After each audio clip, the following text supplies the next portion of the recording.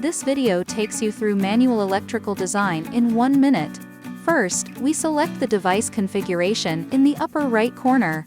Start the energy storage system. The default value of target oversizing is 120%. Determine whether to select 3-phase imbalanced output based on the site requirements, retain the default value of total ESS capacity, and select backup power. Click Manual Design, select a proper inverter model based on the DC power, and enter the number of inverters. Click OK. The connection status of the inverter, optimizer, and energy storage system is displayed.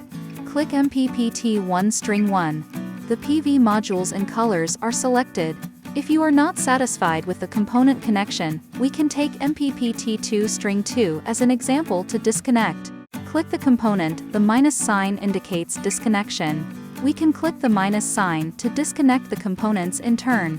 After the disconnection is complete, you can reconnect the PV modules.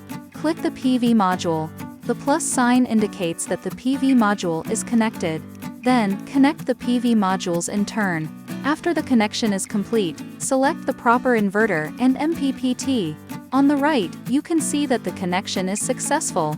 Communication devices and meters can also be edited. The manual electrical design has been completed. Thank you.